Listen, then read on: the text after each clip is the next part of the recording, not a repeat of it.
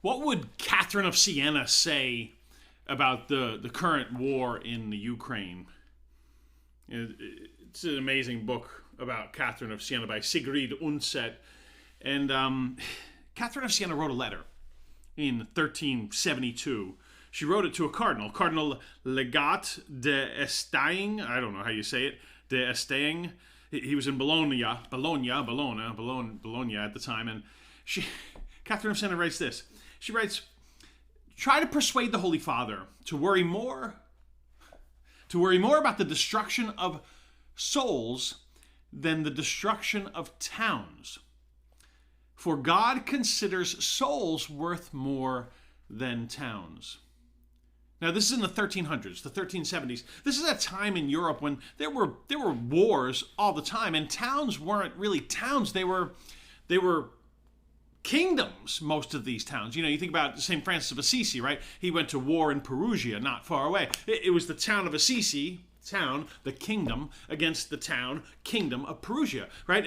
And Catherine was in Siena, and that was a little kingdom. All of these towns were their own nations. So in other words, Catherine was saying, worry more about the destruction of souls than destruction of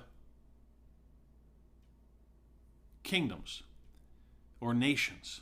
God considers souls worth more than kingdoms or nations. What would Catherine of Siena say today to us? It's the first day of Lent, and I have my ashes on my forehead, and I'm about to do a retreat this weekend called Set the World on Fire. It's a retreat at a church. We do a lot of these retreats around the country, and it comes from words of Catherine of Siena. She said, "Si chi Dio voleva che tu fossi incenderai il mondo." Be who God meant you to be, and you will set the world on fire. And I'm thinking about St. Catherine quite a bit. I don't know if you've ever had the chance to visit Siena. You can go to the home where St. Catherine grew up. You can go to the church where St. Catherine's head and thumb are still preserved, incorruptible.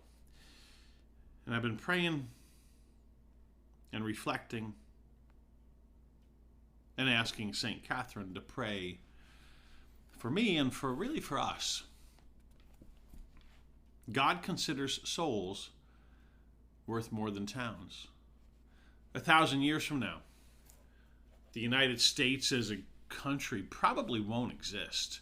You know, Microsoft and Google and Facebook and, Bitcoin. There's so many of these companies.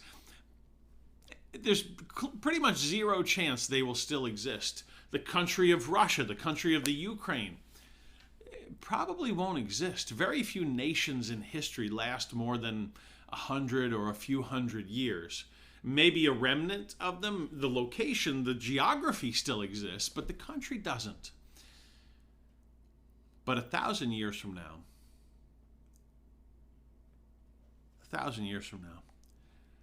the church will still exist. And 1,000 years from now, your soul will still exist. I mean, why in Lent do we give something up? Why do we go through these traditions and these routines? Why do we give something up? Maybe we give something up so that we can remember that. Just for a moment, just for a few weeks, we can remember that your soul is more important than a nation, than a kingdom, than a town. Your soul is more important than a company, more important than your work. Your soul is more important than your life. Your soul is more important than food. Why do we give something up during Lent? Why are we supposed to give something up that's not easy to give up? Maybe to shift our focus to the health of our soul, to the health of your soul, to the health of my soul, and away from the things that seem so big, that seem so important, that seem so urgent in our own lives. Try to persuade the Holy Father to worry more about the destruction of souls A friend of mine asked me today, he said, Jonathan, am I supposed to love Vladimir Putin?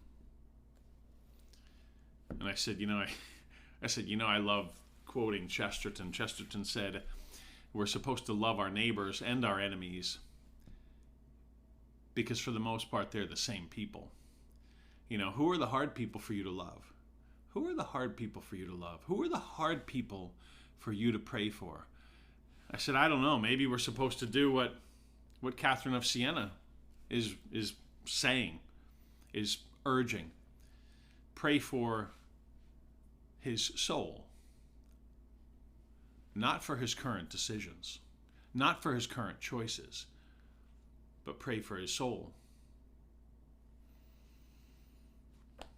Powerful advice from an incredibly powerful woman. If you and I could sit down and look through your calendar over the last few days, over the last few weeks, or let's fast forward to the end of Lent, to Easter.